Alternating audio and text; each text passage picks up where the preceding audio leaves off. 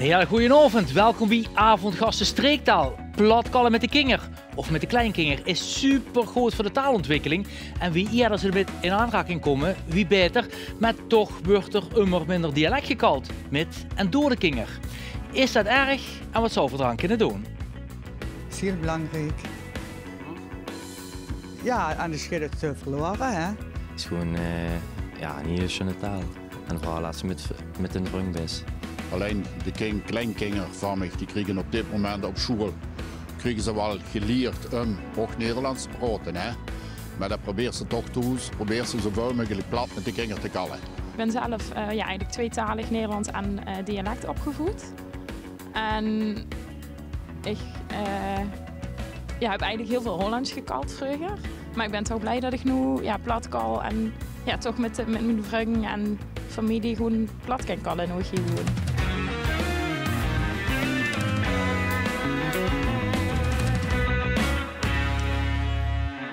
Goedenavond. Groot mijn collega Wouter Nelissen hier verwacht, maar Wouter is helaas de stem kwijt. En Wouter, vanaf deze plek heel veel beterschap. Ik val geer voor de gin, want hart voor de taal, hup van natuurlijk. Want 1,5 jaar geleden tekende de provincie Limburg en het ministerie van Binnenlandse Zaken het convenant Limburgse taal. En daarin is afgesproken dat iedereen zich inzet om die positie van het Limburgs, onze taal, officieel erkende streektaal, te verstevigen en zoveel mogelijk te stimuleren, ook zeker bij de allerkleinste. Wie staat er nu de veur op de basisscholen, op de kinderdagverblijven in Limburg en wat zou ze kunnen doen om dat dialect te stimuleren?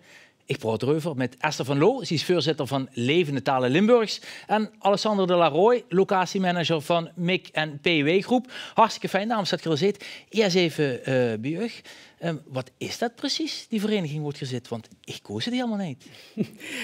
Levende Talen is een grote vereniging van docenten, moderne vreemde talen in het land, Nederland. Bestaat uit 16 talensecties. Dus daar zit van alles bij. Je moet zich voorstellen: Chinees, Frans, Duits, de gewone schooltalen. En Limburgs is onderdeel van die grote club van met in totaal zo'n 3500 leden. Hartstikke interessant, kan vertellen voor weer. En Geer natuurlijk zit in de kinderopvang. Door moet het toch gebeuren, door is de winst te behalen. Wie is zelf nu gegaan? Heb je zelf ook de kinderen Limburgs afgeleverd? Ja, ik heb de kinderen in het Limburgs opgevoed. Ik heb 2 zonen en toen de oudste daar toch ook in de kinderopvang en op de peuterspeelzaal gezeten, hij naar school ging, toen zei de juffrouw, goh, hij spreekt geen Nederlands. Nee, hij spreekt inderdaad geen Nederlands. Dat is goed gekomen? Dat was binnen 3 maanden opgelost. Ja, toen sprak hij prima Nederlands, ja. Oké, dus het kind wel. Dat is fijn. En die voordelen van die tweetaligheid, toch over het vandaag over hebben. Onder andere doordat er, en dat is dan een onderdeel van dit initiatief, een mooie prijsvraag wordt gelanceerd. Door het Huis van de Kunsten met de gedachte van ja, wie kan voor die kinderen nu inderdaad stimuleren om het Limburgse spreken te kallen, om ermee te doen, om er een beetje mee te spelen ook. Dat is misschien wel de truc. 4 winnaars komen er uiteindelijk goed. En het eerste initiatief is van Elke Thijssen en Doucet de Jong. Er staat schievelen. Wat is dat? Weet je wat schievelen is? Schievelen is van een schievel afgaan. Van de glijbaan. Kent de glijbaan van de speeltuin? Ja. Nou, dan mocht ze, en vraag ze aan Caries of Elke of aan mij, heb zich van de categorie buitenspelen, heb ze schievelen. Het idee is even simpel als doeltreffend. Kwartetten met Limburgse woorden, waarbij een kwartet gevormd wordt door 4 verschillende dialectuitspraken van 1 woord.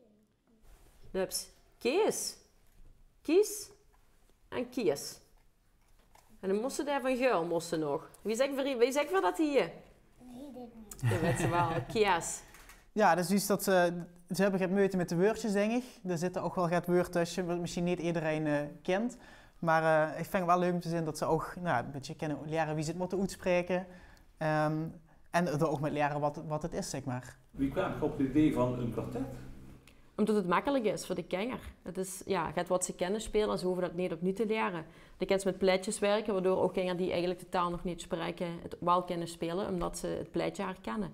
Nu weet ik niet of ze een romme doen meteen gewoon herkennen, maar goed, dit is natuurlijk ook een ontwikkelfase waar ze in zit om het te maken dat het voor iedereen duidelijk is. Ja. Het lieve heersbeestje. Heb zich er een van? En de doelgroep, die vindt het leuk. Maar natuurlijk ook spannend, met zo'n camera erbij. Omdat het zo leuk is om te spelen. Oké, en dan mogen ze plat praten tegen mij, hè? Ja. Ja. Kent ze een paar woordjes nu, maar die ze nou bijvoorbeeld geleerd is? Zo wil ik van het keertje doen. Nee, probeer het in.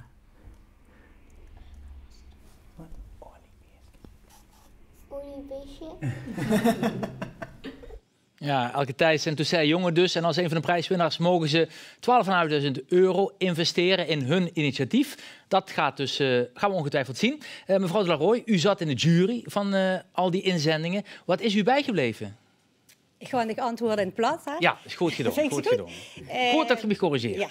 Ja. Wat me vooral is bijgebleven, het waren 27 inzendingen. Dat is natuurlijk echt heel erg veel. Dus het lef, dat is me vooral heel erg bijgebleven. De enorme moeite die iedereen zich gedaan heeft.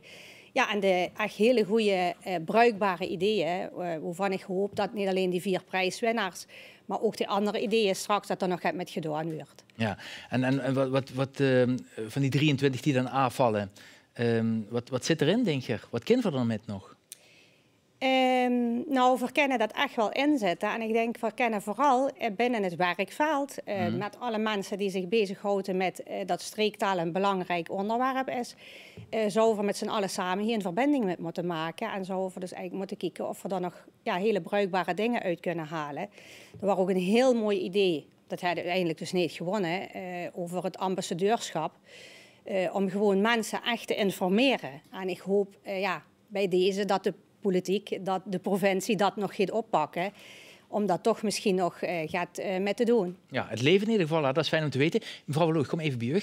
Ja, want als we dan kijken naar dit onderwerp, naar juist deze winnaar. Het leuke erin was natuurlijk dat er zo toch combinaties zijn van verschillende dialecten, tongvallen, streektalen, wanneer waarop dat dan functioneert. En Leonie Kordeps, de taalwetenschapper, zei eigenlijk om dat Limburgs te laten overleven, zou voor het meer moeten laten combineren. Dat eenmaal uit Venray, Achloes en eenmaal uit Kerkroo of Vols, wat vaak toch als een drempel wordt gezien.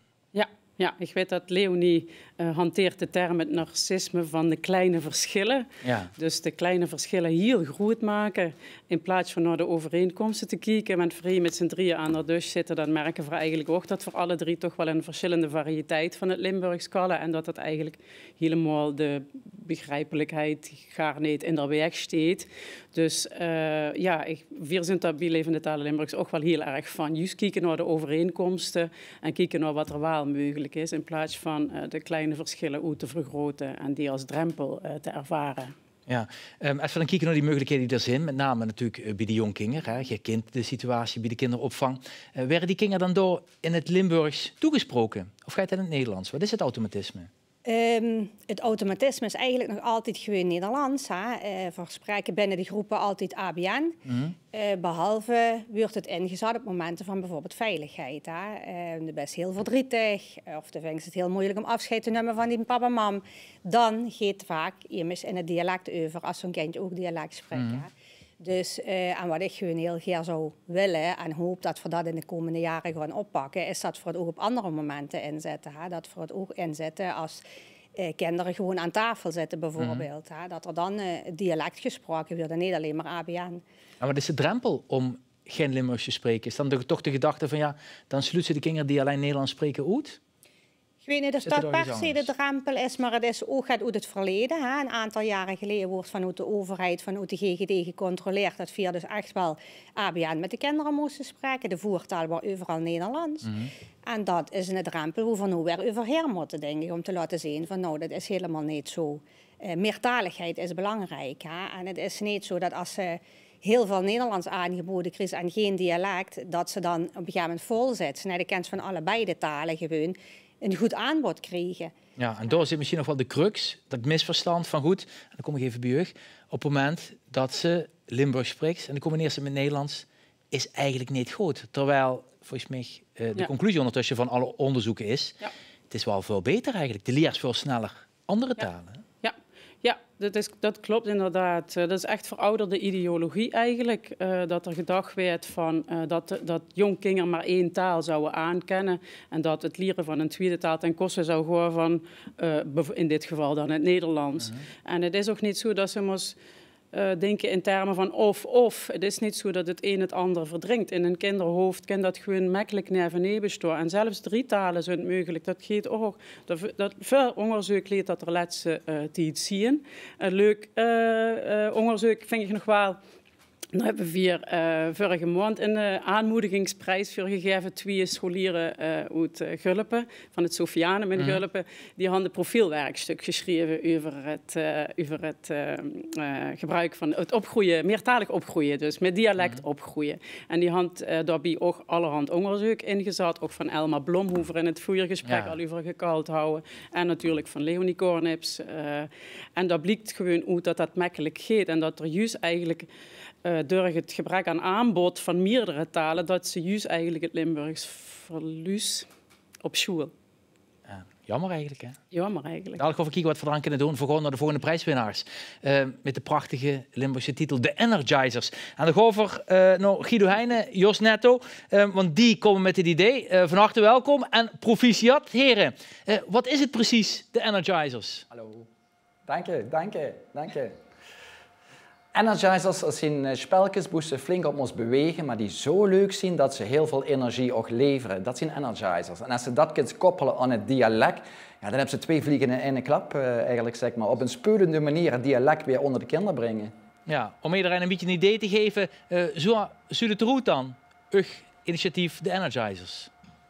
Beste jongens en meisjes, we gaan even het energie kwijtraken naar de les. Ik wil hebben dat je zo meteen 2 rijen gaat maken. Aan de linkerkant komen de meisjes en aan de rechterkant komen de jongens. Je krijgt daar zo meteen 30 seconden de tijd voor naar de vertaling. Beste jongens en meisjes, we gaan zo meteen 2 rijen maken. Aan de linkerkant de meisjes en aan de rechterkant de jongens. Zit je daar klaar voor? Zo meteen komt de eerste van de meisjes naar voren, duidt op 2 vekjes hij zo op het smaakbord. En als er 2 dezelfde dieren uitkomen, dan krijg je meisjes krijgen dan een groene bal en die maken ze bednummer voor een groep. Oké, een soort lingo dus inderdaad. Je krijgt 12.500 euro, heren. Wat gaat je ermee doen? Wie gaat je het plan wegzetten? Ja. Nou, we gaan eerst voor heel veel spelletjes uitdenken in 3 leeftijdscategorieën. Onderbouw, middenbouw en bovenbouw voor de basisschool, maar ook voor kinderdagverblijf gewoon voor spelletjes bedenken. Als we dat gedaan hebben, gewoon voor 2 basisscholen eigenlijk zeg maar als pilot kiezen. Dat gewoon voor ons project en een kinderdagverblijf, dat gewoon voor ons project eigenlijk op uitproberen. En het volgende schooljaar gewoon voor op 4 grote besturen, het liefst helemaal gespreid door Limburg, dat elk dialect ook een beetje aan bod komt. Gewoon voor 4 scholen dat aanbod bieden en dan gewoon voor ook kinderen de dialectfilmpjes laten inspreken, dus die gewoon voor daarbij gebruiken. En daarna, als dat helemaal afgerond is en geëvalueerd is, dan gewoon voor die 4 grote schoolbesturen dus materiaal allemaal aanbieden in de hoop dat het zich weer een olievlek gaat verspreiden over Limburg. Ja, gewoon even die buurman vragen en dan hoop ik dat er ook inderdaad, Jos, dat ze ook een microfoontje hebt. Heb je het al uitgeprobeerd, een beetje in eigen kring, met vrienden en familie en kinderen? Ja. Of we het al uitgeprobeerd hebben in onze eigen familiekring een beetje. Ja, elke dag.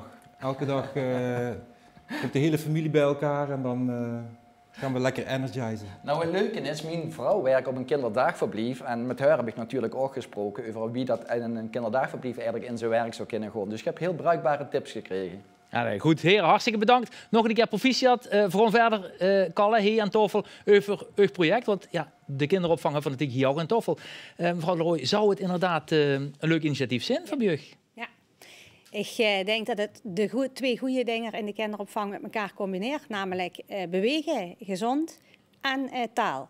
Ja, beter wordt het niet, denk ik. Ja. Dus, en hebben we misschien nog een Limburgse vertaling voor energizers? Ja, daar moet we even van nadenken. Dus, ja, maar dat is dan inderdaad misschien minder. Maar energizers is zeker voor kinderen in het basisonderwijs zeer herkenbaar. Ja, en dat is natuurlijk ook interessant, hè, want taal is dynamisch, ontwikkelt zich. De Hupse stroottaal natuurlijk, hè, daar wordt ook van alles in veranderd.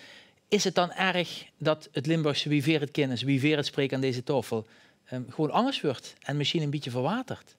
Nee, werd er een dat beetje is bij. natuurlijk niet tegen te horen. Hè. Nee, vroeger trouwden ze binnen die eigen dorp.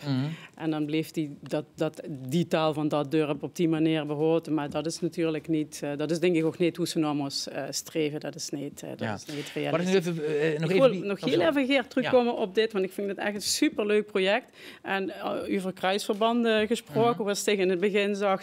We zijn met Levende Talen ook bezig met het 3M-project van Oud-Friesland naar Limburg te halen. In Friesland werd dat gesubsidieerd, in Limburg helaas nog niet. Dat gaat over Fries, Engels en Nederlands op scholen, dus meertalig onderwijs binnen een school. En dan zouden dit zo... En we willen dat naar het zuiden met Duits, Nederlands en Limburgs. En zijn we ook met pilotscholen bezig.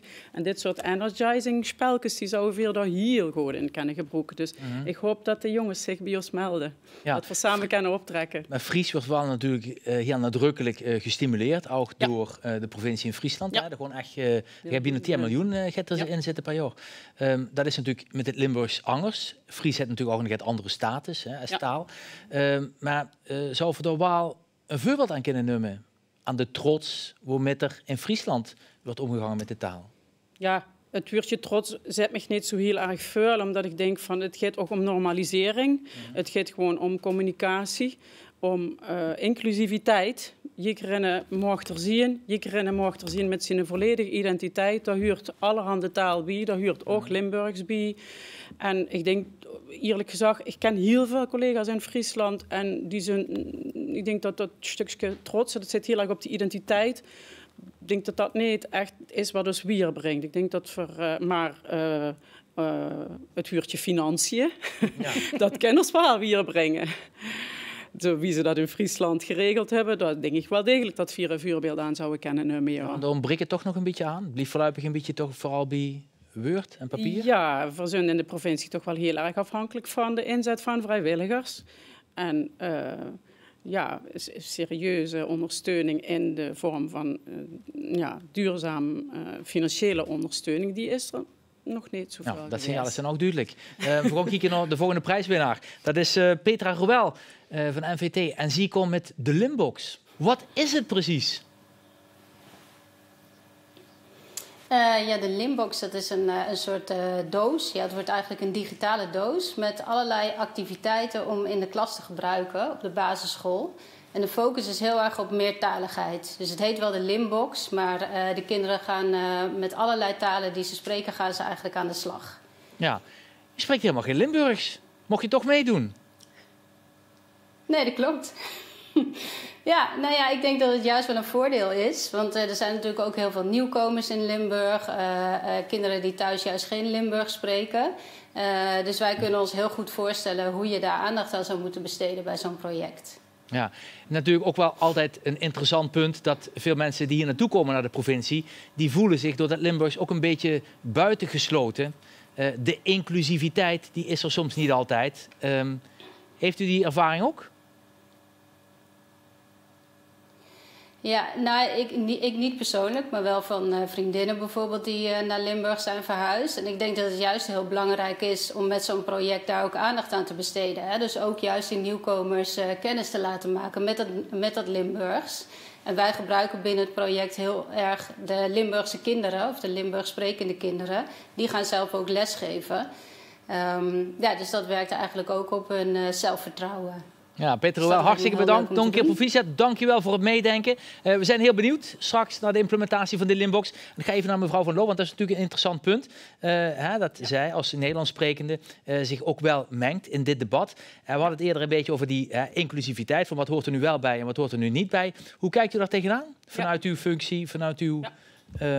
betrokkenheid. Ja, zo gaat het dan officieel. Hè?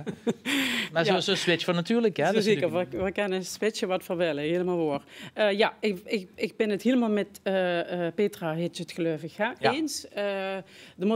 Een van de manieren om zeg maar, de brug te slaan, hè, om dat gevoel van insluiting en uitsluiting weg te werken, is door het Limburgs leerbaar te maken. En jullie denken vaak van, kent ze Limburgs dan wel lieren, want dat kent toch alleen maar met Nederlands of met Duits of zo. Nee, met Limburgs gaat dat natuurlijk ook. Ik heb er zelf ervaringen mee. Ik geef cursussen Limburgs. Maar binnen Levende Talen is nu een van onze grootste aandachtspunten is de ontwikkeling van een volwaardige lesmethode Limburgs als tweede taal voor volwassenen. Dus dat sluit dan leuk aan bij de projecten die we nu vandaag voorbij zien komen. Want je kunt eigenlijk van jong, peuters, naar basisschool, middelbare school, die werd nog een beetje overgeslagen, heb ik het idee. Maar we zijn nu bezig met een cursus te ontwikkelen voor volwassenen, voor het ganse taalgebied. En vanaf welke leeftijd is het woordje schroep onmogelijk? Welk woordje? Dat woordje ken ik dus. Het woordje schroep, stroop. Schroep, ja. Ik zeg seem. Oké. Maar ja, daarvan weten van wieso zou dat onmogelijk zijn, dat woordje? Ja, omdat mijn eigen ervaring is dat op het moment dat ze een bepaalde grens voorbij is, dat ze dat niet meer, dat de tong dat niet meer. Ja, nou, nee, die ervaring had ik toch niet. Nee. Dat kent ze toch altijd wel, met goed onderwijs kent ze toch nog wel heel veel. Dus die is natuurlijk ook een beetje een toontaal. Ik kan me voorstellen, dat is ook super interessant. Hebben ze een hoes en een hoes of een haas. En ik heb heel veel haas. Ja, klopt. Dat is natuurlijk ook wel een element wat heel veel, zullen we zeggen, niet-Limburg-sprekers niet in de vingers hebben. Nou ja, dat kunt ook al in onze cursus truc natuurlijk strak. In onze methode, er werd aandacht gegeven aan grammatica, aan lexicon. Maar het werd natuurlijk in eerste instantie een hele communicatieve cursus met heel veel spreken en heel veel loesteren. Maar er zal ook aandacht moeten zijn voor klankkleren. En dan kunnen ze bij stoottoon, sleeptoon. En dan wil ze wel graag dat dat ook gedidactiseerd is. Dat ze ook de lui dat kan leren. En dat ze niet zegt van, oh ja, we zijn heel bijzonder, want we hebben toontaal. En dat ze het ook weer bij leert. Want dat is wat er tot nu toe is het nou ook zo, dat we het overhouden van, er zit een grote meerwaarde in het leren en het kennen van meer talen. Het Chinees bijvoorbeeld is ook zo'n toontaal, het zijn er niet zoveel. Leren Limburgers nu ook makkelijker Chinees dan bijvoorbeeld de Amsterdammers of Utrechters?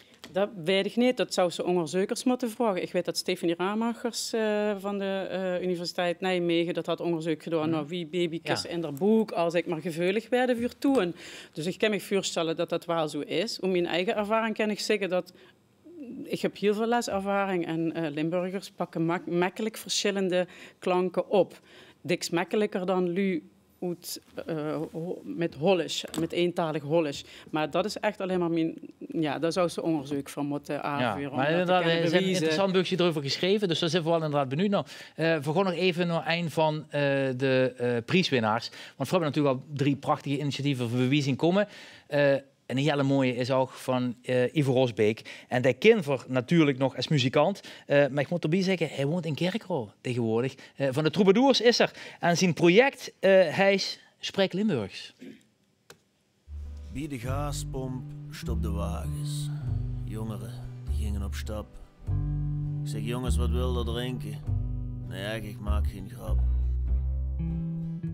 Ivo Rosbeek, muzikant, troubadour, dialectspreker. Samen met 10 andere muzikanten uit Limburg, onder wie Linda Kolen, vormt hij sinds kort de troubadours van de toekomst. Uit alle delen van de provincie komen ze. En we hebben allemaal ons eigen dialect en dat maakt het dus heel erg divers en mooi. En dat dialect vormt meteen de kern van hun eerste gezamenlijke project. Dialectliedjes met kinderen.